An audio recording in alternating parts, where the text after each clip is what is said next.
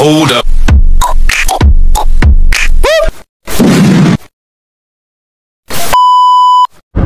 Yo, what's up mga tropa? Kamusta po tayong lahat dyan? For today's video, ipapakita ko sa inyo yung ating job order at mag-share na naman tayo ng ating mga ginagawa or ang ating mga routine or job order sa barko.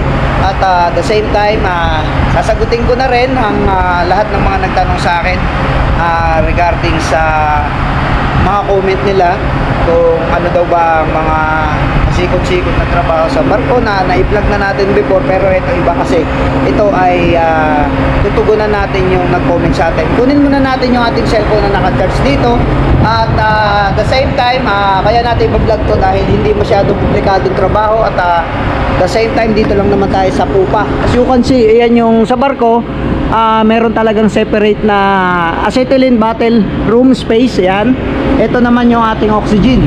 So ayan, so separate siya.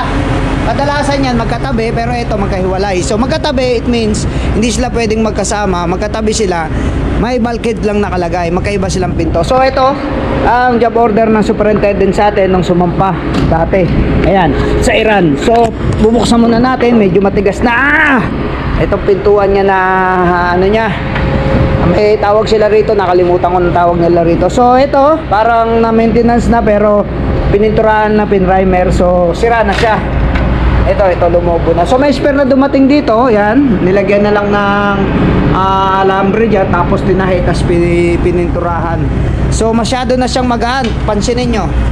Ito ay naka-job order na. So ang plano ni kuya dyan, papalitan natin ng buo. Although okay pa naman sana dito, diba? Kasi mas masarap magtrabaho pag brand new, diba? Hindi ho ba? Kung nakaka-relate kayo sa gustong mangyari ni kuya, gusto ko brand new para maganda tignan kasi buong plate. Tapos iibahin natin yung design, pero mas as possible kasi may singawan na siya dito. Hindi kasi pwedeng kulob to kasi may fumes. Dapat lagi lang nakasingaw. Para in case may dumaan dito, may magsigarilyo, may magsindi ng sigarilyo, dumaan dito, hindi sasabog. Kaya lagi talaga meron open. Katulad din ng paint room, dapat hindi kayo papasok dyan. Kung nakasarado yan, be-ventilate nyo muna. Kaya may ventilation siya. Ito, hindi nakalangan ng ventilation dyan na elbow o whatsoever kasi open na to. So which is good thing na rin dahil open na to. So gagayahin natin to. Ito na yung pinaka-layout natin. Siyempre susukatin natin yan. Tapos ito rin, ito sobrang bulok na talaga. Ayan o, natatanggal na yung, ayan o, natatanggal na talaga yung mga kalakalawang. Ayan o. So papalitan na natin yan. Hanap tayo doon ng, may dumating kasi doon na tawag dito steel matting. Yun, ito steel matting to. Buksan natin, kunin muna natin yung ating na cellphone pang ano natin doon, pang vlog natin doon, kasi kailangan natin na sagutin natin yung mga naka-charge lang yan dito. Sagutin natin yung mga tropa natin. Doon tayo sa forecastle sa proa, kasi papakita ko na rin sa inyo yung materials natin. Doon natin kukunin. So hindi masyadong busy ngayon, kamukha nung huling vlog ni kuya, kung mapapanood nyo dyan, na nagtrabaho tayo sa bridge, sa pintuan sa wings. Medyo yun, hindi natin na-vlog ng buo yun nung natapos na lang. So punta tayo dito, sarado muna natin to, or i-hook na lang muna natin. I-hook natin para hindi mag-swell. Kasi ang kurahe tayo, as you can see, maraming barko dito na nakaangkurahe. Ayan. So ang kurahe din tayo. So ayan, i-info ko ulit sa inyo. Pag na-repair natin to, hindi tayo pwede dito, diba? Alisin natin yung pinto, ilalatag natin sa baba, sa flooring. Okay, so punta tayo sa proa, sa forecastle. Ayun, nakabukas yung bodega. So masisilip natin yung ating tinrabahong hydraulic pipe sa 5, kasi itong 7 na test na to nasa video ko na, i-upload ko. Yung tinrabaho ko sa 5, sa susunod i-upload ko. So yan, wala yung leak kasi na natin yan na testing na yan, nabuksan na ni Boson. So ito, titingnan natin, nakabukas yung sa E5 hanggang doon, yung 7 lang nakasarado. Check natin yung hydraulic pipe na ginawa ni kuya kung wala namang luha, leaking ng langis. So maganda na rin to kasi may inspection tayo ng bodega para maludingan. Hindi natin alam kung anong linggo, kung ilang linggo pa tayo dito mag-i-stay. So ito yung 5. Ayan, port side, dito tayo nag-repair. Kasi dito rin na nakalagay yung hydraulic. Aray ko, nauntog si kuya. So ito, yan, nakita nyo? Ang ganda ng kulay pag pinrimeran ninyo. Pero usually primer talaga sa barko, ha, yan talaga pula or maroon. Yan talaga ang original na kulay. Pero ang U-bolt natin ay wala pa talaga. So nakabukas yan, ha. Nakita nyo, nakabukas yung bodega. So silipin natin. Normal talagang chine-check yan kasi tayo gumagawa niyan eh. So ito, ayan, plans to plans, naka-plans. Hindi natin yan pinattern, ha. Sinukat lang natin yan kasi madali na mag-adjust kasi naka-slip tayo eh. So walang leaking.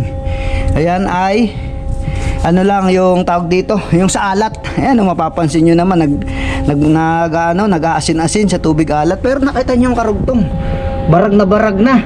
Talagang wag naman sana ngayon dahil nakabukas bodega, tayo makapag-repair. Kulang na kasi ako ng tubo kaya minimize ko lang yung kung yung ginagamit ko or papalitan ko, yung talagang mag-leaking na ng konti kasi nauubusan na eh. Ang haba ba naman ng pinalitan ko eh. Kaya konti lang yung spare, so magre-request pa tayo. Ayan, umuuga. So dapat malagyan talaga natin yan sa susunod talaga. Hindi ko nilagyan ng alambre kasi pagka nilagyan ko ng alambre, kakakalawangin din, sayang din. Pero padating naman na yung U-bolt ngayong puerto, baka dumating yung U-bolt na pina-special natin para panglagay dito. So ayan, madali nang mag-adjust eh, di ba? Pag gumawa kayo niyan, ituro ko na rin sa inyo kasama nung pag i-upload ko rin to kasama nung yung pag-repair ko diyan, pero separate video siyempre. Yun, plans tapos square plans sa dulo. Kahit mag-sleeve kayong dalawa, okay lang yun. Basta importante, yung sleeve ninyo is talagang standard. Yung hindi sobrang luwag, di ba? Para hindi kayo mahirapan maghinang pagka malaking Tsaka kailangan schedule 80 at least, or mas malakas pa schedule 160 kung gusto ninyo. Yung pinakamakapal, halos maliit na lang kasi butas pag schedule 160 ang ginamit nyo. Kaya schedule 80 okay na rin. Tatagal na din, ilang taon. Matagal na rin kasi yung tinanggal natin dito schedule 80 lang yun eh. Hindi naman siya schedule 160 katulad sa ibang mga nasakyan ko. Ang talagang ginagamit, sobrang bigat, schedule 160 talaga. So eto, naka-sleeve tayo dyan kaya hindi tayo mahirapan mag-repair. Pagdating dito, dahil may spare pa tayo na bagong square plans, pinalitan natin. So kung magpapalit sila, hindi na sila mahirapan dahil hindi ko naman sobrang standard lang na 5.5 meters lang. Hindi ko siya hinabaan ng sobra katulad dun sa barko ko mga nasakyan. Wala talagang sleeve yun, wala talagang plans. Kaya sleeve lahat mula proa hanggang pupa, hanggang cross deck ng ng 5 kasi 5 bodega lang yung wala talaga, bihirang-bihira lang may sleeve at walang square plans. So puro square plans pala, walang plans at square plans, puro sleeve lang. So dito naman dahil tayo nagpauso ng sleeve na yan, magagayahin na rin siguro ng iba yan. Tapos dito may sleeve din tayo, wala ring leaking mga tropa, wala ring leaking tong sleeve natin hanggang doon. So ito nga, plano ko rin yan hanggang dito, palitan sa susunod. So yan lang, sinek lang natin kung may leaking o wala para 'di ba ma-upgrade natin pa ng lalong upgrade ang ating skill. So yan, tsaka ang ganda tignan, yun talaga ang lagi kong yung quality at tsaka yung maganda. Nakita nyo malinis yan, 'di ba? So ito tayo sa proa, tignan natin yung iba. Ayan, nakabukas na pala yung lahat ng bodega dito maliban sa 7. Ito marami ding mga nag-repair dito nung nakaraan pininturahan na rin nila bago pa tayo. So yun, may umakyat na surveyor, nakababa yung pilot ladder. Yun ang ating kamag-anak Ayan tinan mo, Valencia yan. Shoutout mo muna dyan, mga angka natin. Kawa ka pamilya. Full name sir. Mr. Manny De Leon Valencia. Yun, kamag-anak. Ayan, alam niya yan Shoutout muna dyan kamag-anak. Shoutout sa mga tropa at kamag-anak. May sumisigaw dun, may sumisigaw. Si tropa. Represent from kamag-anak. Ha? Represent from Bicol. Represent from Bicol. Yun Bicol region Ayun oh, may nagsa-shoutout din to no. Shoutout nga pala! Oh. Para sa Mandirigma Marino! Ayun, atindi. Thank you, thank you. Ipalo niyo yan! Oh, atindi. Tattoo artist natin yan. Dapat bawal yun, di ba? Kasi double compensation man siya, no? Oo, kumikita na. May sweldo pa sa barko. Artist pa. So, ingat dyan. Ingat, tropa. Ang ganda pa ng daanan nilang ano. Pilot ladder, aluminum. Wala pang bangas. Ang ganda pa, mga tropa. Ayos, ayos. Bumaba na, boss? Surveyor? Oh. Andiyan pa. Andiyan pa pala, surveyor. Sa prowa po, daw pumunta. May titingnan ng materialis. Okay, okay, okay. Thank you, thank you. Tropa natin yan. Kuya natin yan kasi mas matanda siya sa akin ng isang taon eh. Kaya kuya natin siya. Sa mga kung sa kamag-anak ba, kuya. Ganun yun eh. Pinsan ba, kuya. Kasi Valencia yun eh. Si Boson natin yun. So ito, tingnan natin. Ito tayo sa proa. So dinala ko na rin yung aking ano, yung aking grinder. Naku, wala pala tong guard. Tingnan ko nga doon kung may ibang grinder. Delikado yung nakuha ko, walang guard mga tropa, tinanggalan na naman. Pasensya na kayo, nahuli nyo na walang guard tong dala-dala ni kuya. Pero pupunta tayo dun sa kabila, sa proa. Titingnan natin yung grinder. Yun pala mga tropa, hanap ako ng hanap, dito pala nakatago. So ito yung spare na pamalit dun sa mga bulok na ano, may tawag dito eh. Aluminum to eh. Hindi, galvanized, sorry. Tapos ito yung steel plate natin. Manipis din siya pero hindi siya ungalvanized siya. Pero ito yung gagamitin natin, mga 4mm para medyo maganda. Basta ikakapras ko lang to, lalagyan ng primer, 2 patong, matibay na to. So ito yung tatanggalin natin, itatransfer natin sa pupa para maganda posisyon natin kasi mainit dito sa proa. Pati kung sakaling mag break time na or alas 5 na, may mamaya mapasarap tayo sa trabaho, hindi natin malayan. Pero may nagtrabaho dito, AB. Yung AB medyo mahusay din eh, nagwe-welding din. Hindi naman totaling mahusay, may alam din sa pag-welding. Eh may plano siyang gawin, pinaluktot niya yung tubo ko na hydraulic, ewan ko kung anong paggagamitan na dyan.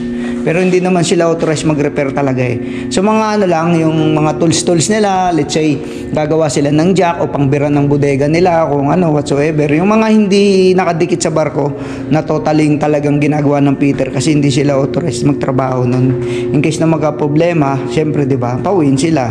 Ano nila, sila liable dun.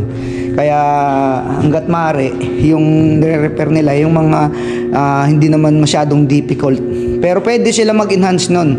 Mag-training lang sila ng ano, kumuha sila certificate ng welding, pati gas welding. Tapos syempre, dahil sa deck crew sila, pwede silang mag-deck fitter. Meron naman yan 2-5 ang mga yan. Training na lang ang kulang nila. Tapos kailangan matatakan din si Masbook nila syempre. Kasi pagka nag-repair sila, titingnan dun sa dokumento nila kung halimbawang deck crew sila, AB welder. Meron namang rack na ganyan, AB welder. Especially sa MERS. So, MERS line. Shoutout dyan sa lahat ng mga tropa nating deck crew na gustong mag-upgrade. Sige, pwede kayo sa ano, pwede kayong mag-apply or mag-upgrade as deck fitter. So let's go. Ito pala yung ginawa niya. Sabi ko na nga eh, magawa siya ng roller eh, no? Magawa siya ng roller. So ganyan ang tirada niya.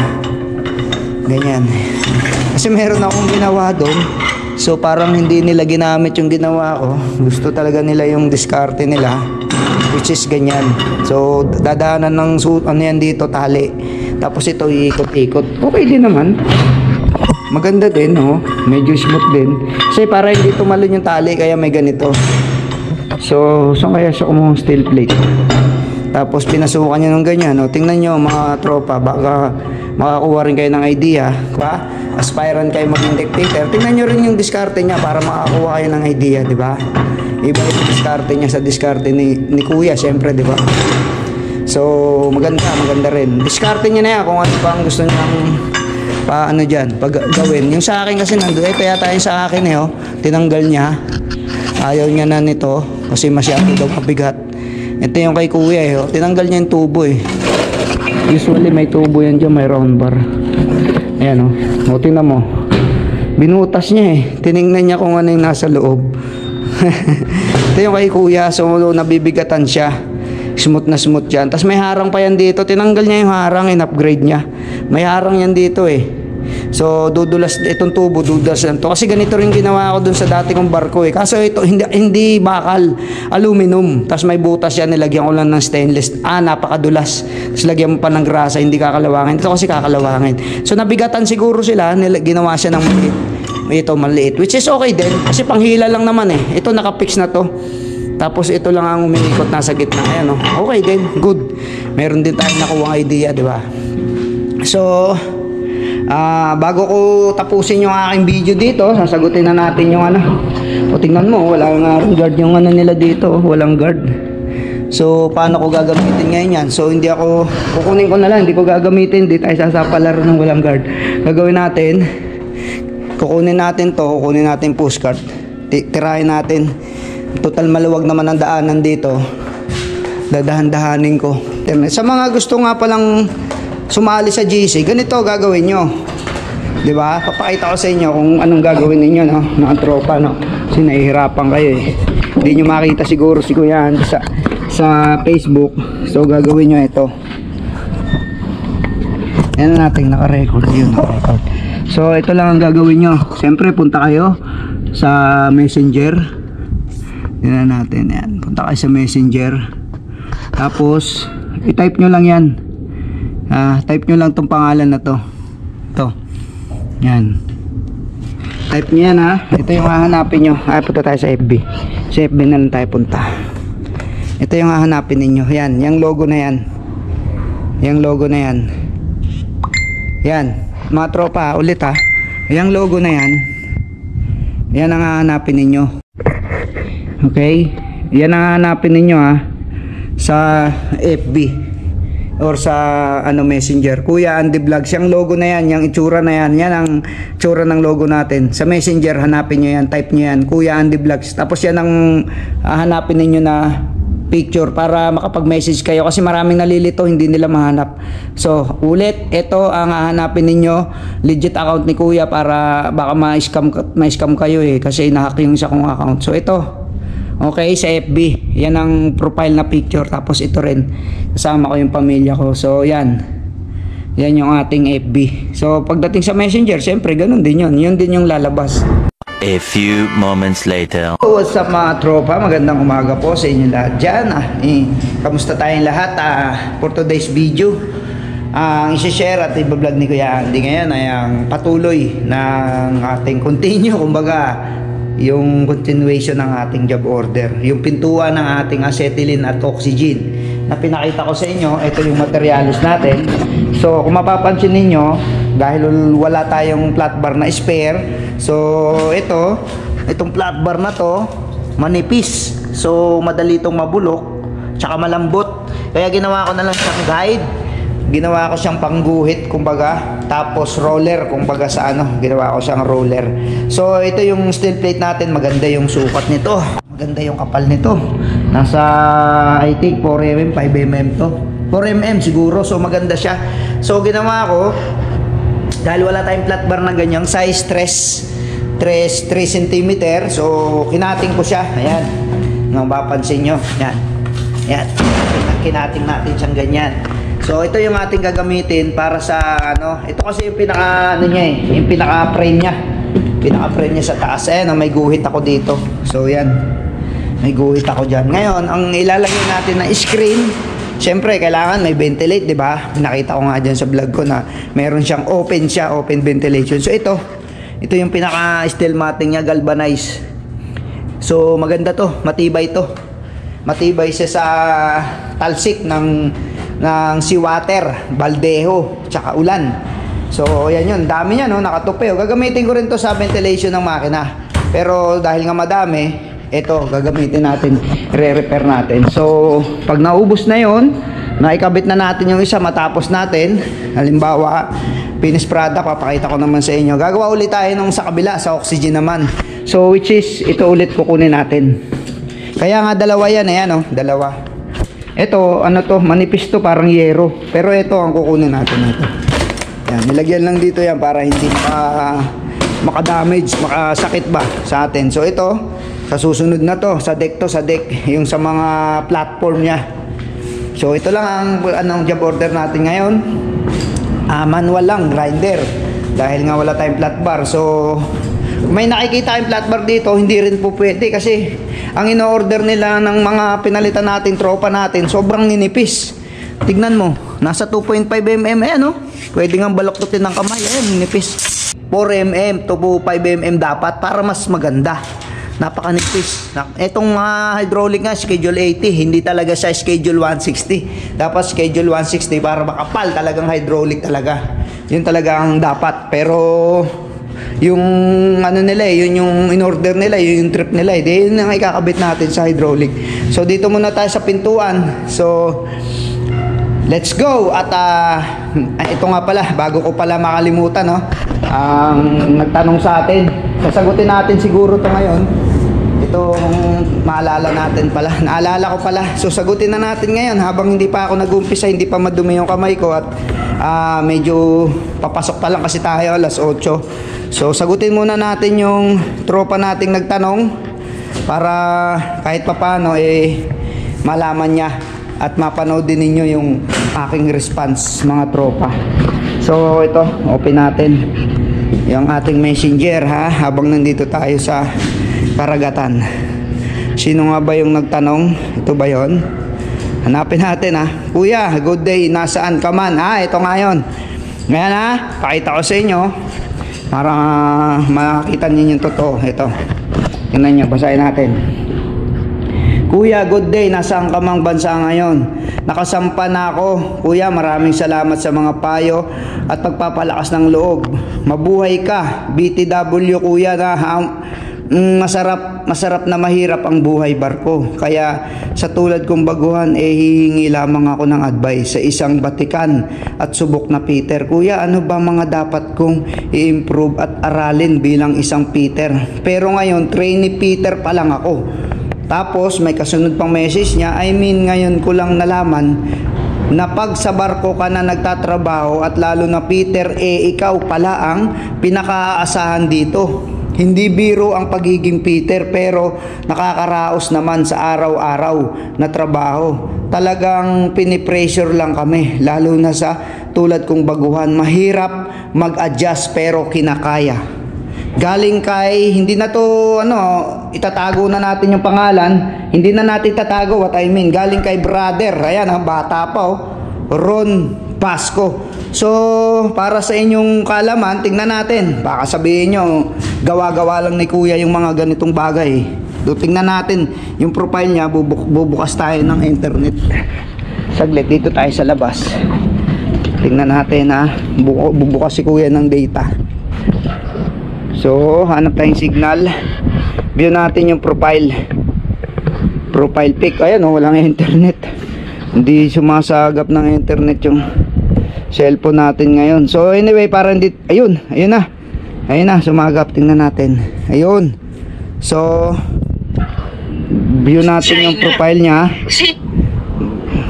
para makita niyo yung legitimacy niya. Ayan meron siyang tawag dito bio, nakalagay, to make the rainbow in mind. When I think of you sometimes make. Ayun ito siguro sa jowa niya. So ayan legit ayan yung mga ayan yung info niya. So hindi natin pakita. So dun sa katanungan niya, balik tayo sa messenger. Dun sa katanungan niya na hihingi lamang siya ng advice sa isang batikan subok na Peter. Kuya, ano ba ang mga dapat kong i-improve, aralin bilang Peter? Excuse me. Tapos sabi niya pa dito, ngayon niya lang daw nalaman sa pagbabarko, nagtrabaho ka at lalo na Peter, ikaw pala ang pinaka-inaasahan. Correct, tumpak.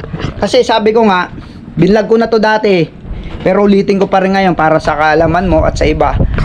Ang pagiging Peter talaga sa barko ay talagang masasabi natin na napaka-importante ng rank natin. Kasi lalo na sa mga barko na nagkakaedad ng more than 10 years old, yan, kailangan talaga ng Peter yan. Kasi nga, ang mga engineer, nakapokus yan FYI correct me if I'm wrong, nakapokus yan sila sa makina. supposed to be makina lang yan. So kaya nga may tinatawag sila na oiler number 1 dun sa mga Japanese vessel, mga Korean vessel, oiler number 1. So may tatlong oiler sila, meron pang isang oiler. Kung tatlo lang yung oiler naman nila, ang isa doon yung isa doon oiler number 1, yun yung mga nagre-repair. So kaya ako sinabing ganun, yung mga nagre-repair na oiler na yun yung yun yung na-promote. Yun yung na-promote na oiler. So masasabi natin na hindi ko naman namalit, pero medyo kulang yung kanilang kaalaman sa mga repair dahil nga hindi nakapag shipyard or hindi batak. So eto na ang gagawin natin ngayon. Nang iba-vlog ko, pasok tayo sa loob kasi masyadong masilaw eh. Tsaka eto, ang advice ko sa iyo, ang maipapayo ko sa iyo, kumuha ka ng mga diskarte, no? Manood ka ng mga YouTube, kamukha yung mga video ni Kuya, eto, shoutout kay kay Kuya Koy, Peter Kuyakoy yan. Medyo astig din yan, tropa natin yan. Malupit yan mag-vlog, hindi katulad ng ibang Peter yan na puro patawa lang. Eto malupit yan, seryoso din yan. Tropa natin yan. Shoutout sa iyo, Kuya Koy TV. Ship welder, Ship Peter. So, ang advice ko sa iyo, manood ka ng mga vlog, tapos pagbutihin mo yung trabaho mo. May Peter dyan, di ba? Trainee Peter ka, so supposed to be may Peter dyan. Kung may Peter dyan, tingnan mo rin yung trabaho, kung pulido ba o maganda. Basta lagi mong tatandaan, pagdating sa trabaho, presence of mind ka. Safety ka palagi. Pag sinape mo yung sarili mo, tingnan mo rin yung kapaligiran mo. Halimbawa, ako, nag-grind ako dito kahapon, di ba? Siyempre, metal sick dito. Saka ako na ituturo yung proper pag-grind, pero naituro ko na yung dati kasi maraming nagtatalong sa Saudi boy, tsaka yung mga nagtatrabaho sa Pinas na hindi nakapag-abroad, dun sa proper way ng pag-grinder, kung pabaliktad ba, dun ba yung buga ng grinder or dito. So, sa susunod na vlog, tatalakayin natin yan. Bilang veteranong Peter, at dati ring welder at nakapag-Japan din, tuturo ko sa inyo yung totoo at tamang way ng paghawak at pagcutting ng grinder sa mga steel plate, makakapal man o manipis, vertical man yan, overhead man yan, tuturo ko sa inyo, okay? Sa susunod na yan, mga tropa. Pero ngayon, ang ina-advise ko sa inyo, pagtapos nyo mag-grind, syempre, tatalsik dyan yung mga aribaba, yung mga dumi. Wawalisin nyo, ayan kita nyo, winalis ko, kasi maga ngayon eh. Di ba natanggal ko na nga. Ang dami yan, may ipon yan. Walisin nyo yun. Bakit? Madumi yun eh. Ngayon kung sakaling, di ba nagbubukas time blower dahil mainit dito minsan kung tanghali. Siyempre tatalsik yan dun. Hanggang dun, wawalisin nyo yan. Lilinisin nyo yan. Bakit? Kasi hindi nyo to area. Nakikigamit lang tayo dito sa deck. Kahit area nyo pa to. It should be clean bago kayo magsimulan ng trabaho, di ba? Malinis yan. So, iwanan nyo rin yan ng malinis. Ganun lang. Tsaka safe dapat. Eto, napapansin nyo na ito, kung mapapanood ng tropa natin, alam naman niya yun. Siya naman tumira niyan. Hindi naman ako, eto siya, happy ko nga siya, nag-bend nito eh. Sa kanya to, so kung sa akin, tatanggalin ko ito mamaya, igagrind ko. Dapat makinis ang mga flooring. Kung magle-layout kayo dyan ng mga tubo, yung mga ganyan, dapat igagrind nyo yan, yung mga ganyan, para hindi nakakasakit sa paa, yung mga ganyan, yan. Pero yan pang sa dry dock na yan eh. Kaya tayo, naglagay tayo dito ng paleta, di ba? Ng tarima, naglagay tayo ng paleta para hindi magasgas dito. Tsaka hindi iipit yung bala ng grinder. Tingnan nyo, tuwid na tuwid, di ba? Pero ginaid ko yung ng flat bar muna. Isang buga, dalawang buga ng cutting disc, tapos tinanggal ko na. Kasi mahirap mag flat bar guide ka habang nag-grind ka ng ganyan, delikado din. So, yun lang aking mga i-share sa iyo at yung katugunan ng tanong mo. Kung ano bang mga dapat mong gawin. Dapat mong gawin, presence of mind. Safety first muna. Kailangan i-safe mo yung sarili mo. Diba? Kasi yun naman talaga ang main priority. Yung mga bagay na nandito sa barko, napapalitan yan, nare-rectify yan. Ang kalusugan natin, kaligtasan at ang buhay, hindi mo pwedeng i-rectify. Ito na, iba-vlog ko na, ituturo ko na sa inyo. Hindi na ako makatiis na susunod na vlog ko pa tatalakayin to. Tsaka set mo rin yung seguridad ng bago magkating ng acetylene, oxygen. Sa pagga-grinder. Hindi po dapat napabaliktad yung buga doon dahil unsafe po yun, napaka-unsafe. Kasi nakakaipit yun ng bala, cutting disc man o panghasa, maiipitan kayo. Walang professional na gumagamit yan, dapat pa ganyan, okay? Dapat pa ganyan yung handle, yan, tingnan nyo mabuti ayan, sabi ko okay. So pagka ganon, nandoon yung handle nyo, mali yun. Kasi pabuga doon. Yan, di ba? Nakita nyo, X. Maling-mali yung kay kuya. Bilang veterano, marami ng experience at nakapag-Japan na kahit hapon. Ganyan. Kung ganun kayo mag-run yung pabaliktad, nako, baka mabakero kayo ng Japanese. So, even sa mag-class DNB kayo, i-try nyo. Kasi ginagamitan ng grinder yung yung 6G.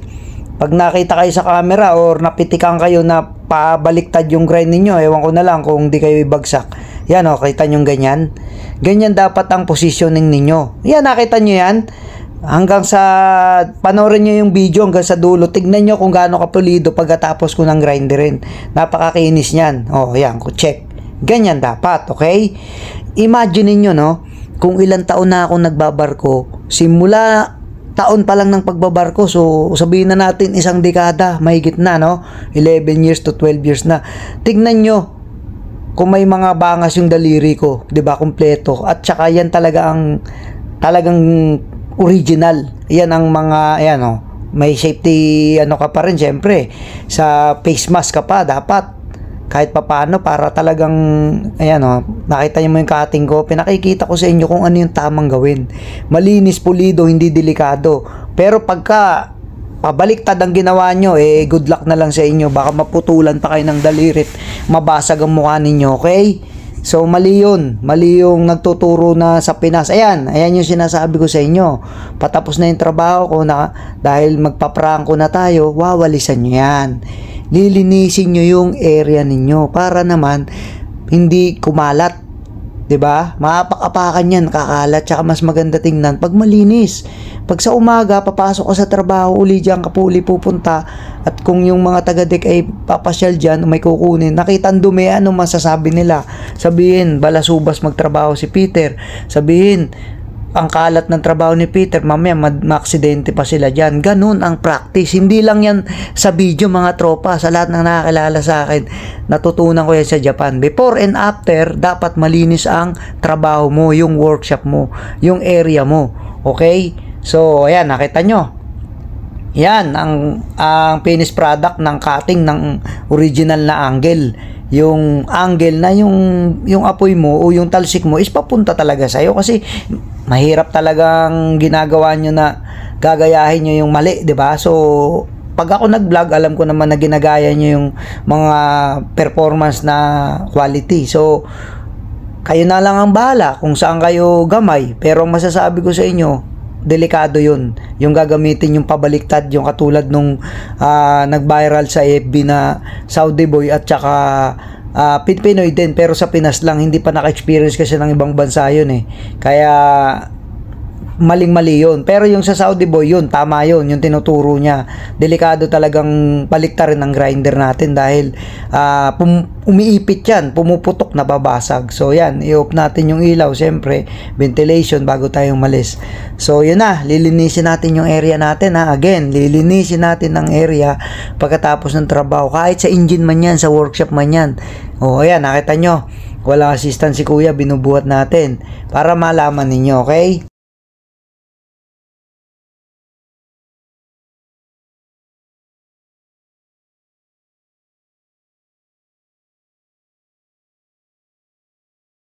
Check me if I'm wrong, kasi hindi pa natin na-check. Tapos dinugtong lang natin dahil maiksi yung dineliver na plate. Tingnan nyo, di ba? Binutasan natin dito para medyo magaan. Pero talaga namang dapat butasan yan. Tapos eto, dadalhin na natin doon sa pupa. Kasi doon tayo magpapabricate, kasi tayo lang mag-isa dito. Tsaka nandoon din yung acetylene oxygen ko. So, una muna, di ba, nakita nyo naman dyan sa video, ginamitan natin ng grinder, cutting disc. Ngayon dito naman, dahil kaya naman ng kapal nito kaya naman timplahin ni kuya. Ngayon, pagkukumparahin natin yung daan ng grinder at oras ng trabaho na i-consume natin, consumable, kaysa sa acetylene. Siyempre, para sa akin, mas okay kung acetylene, mabilis. Kasi ito, magalaw sa kamay, nakakapasma talaga pag mag-grind. Tapos, siyempre, kailangan mo pa rin grinderin to. Ganun din naman pag acetylene. Tingnan natin. So, papakita ko sa inyo. Nilalabas natin. Mag-isa lang okay nakita niyo naman. Walang kasi si kuya ngayon. Kaya sabi ng iba, talagang Yung sa iba hindi daw basta-basta magiging fitter, kailangan daw talaga diskarte. Normal talaga yon. Mahirap talaga maging fitter kung hindi tayo nakapagtrabaho mag-isa. At kung kailangan natin laging may kasama, hindi tayo makapagtrabaho talaga mag-isa kung wala tayong experience. So hindi ito sa pagiging yung nagmamagaling o whatsoever. Ito yung hinihingi na tinatawag, hinihingi ng pagkakataon, diba? Kaya natin kasi nga na-experience na natin before. Basta diskarte lang. Hindi naman natin every time. Marami ako naririnig sa ibang mga engineer o ibang maraming din fitter na di natin sure ayoko kasi manira ng kabaro ko, lalo na kapwa natin skills. Fitter siya, nakapag-abroad na rin, galing pa rin sa Japan di natin bagitin pangalan, pero inaagawan ni port engineer tsaka ni segundon chief engineer ng holder ng welding kasi hindi nakakapag overhead or 6G na overhead, hindi masyado. Tapos hindi din maganda yung performance sa hinang, hindi rin marunong dumiskarte, laging dalawa assist, isa assist. So bakit eto, nakikita niyo naman si kuya sa lahat ng mga nakasama ko, kilala naman ako, di ba? Hindi sa pagmamagaling ang trabaho na tawag dito. Basta safe ka lang safe ko lang sarili ko. Tawag dito diskarte kasi matagal na natin ginagawa to. Tsaka ang pagbablog ko, yun lang yung nagko-consume sa akin ng oras. So ito naman kasi ay sharing. Pero sa trabaho, walang problema kay kuya at sa mga sinishare ko sa inyo. Diskarte lang. Kumana siya, tingnan nyo Noong buo pa to, hindi ko pa to pinaghiwalay-hiwalay kasi ito naman talagang materialis, dapat naman talagang katingin is mabigat. So bakit mo buhabuhatin ng mag-isa kung mabigat? Siyempre bawasan mo muna para gumaan. Imagine niyo binawas dito. Nagbawas na ako dito sa siding, binilagay ko doon. Kasi ito, mabigat din yung nabawas. Kaya ito, pwede mong buhatin, pwede mong i-pushcart. Ang gusto ko lang dito naman kasi, kaya ako muna sa ating dito sa Proa, ang diskarte ko is para mailabas ko siya mag-isa. Tapos magpo-pushcart na ako, di ba? Ganun ang diskarte ko. So ito, kahit buhatin ko na itong mag-isa papunta ron, pag uuwi na ako, okay na, di ba? Yung mga grinder ko, mga extension ko, pwede ko na yan ilagay sa pushcart mamaya. Ito pwede ko pa magamit, itatabi ko lang. Yun yung tinatawag ni kuya na diskarte, na sinasabi nung iba, yung mga tropa natin na talagang mahirap sa umpisa. Kaya nga may vlog, di ba? Kaya nga nagsishare si kuya Kaya nga nandito tayo para matuto kayo. So ang sabi ko, di ba, sa intro ng vlog ko kanina umaga, pagkatapos ng trabaho, anong gagawin? Lilinisin nyo yan. Ililigpit nyo tong paleta, ibabalik nyo doon kung saan nyo kinuha. Tatanggalin nyo, sisecure nyo ba? Para makasanayan nyo, makaugalian nyo yung malinis na trabaho at pulido, quality. Wala pang masasabi ang mga kasamahan nyo, okay? So, pwede ko naman to balikan mamaya dahil wala pa ang pushcart, tsaka mag-alas 12 na rin. So, mamaya ako lilinisin. Alauna, pagbalik, liligpitin ko to at dadalhin ko dun sa Proa yung aking materyales. So, yun lang. Let's go!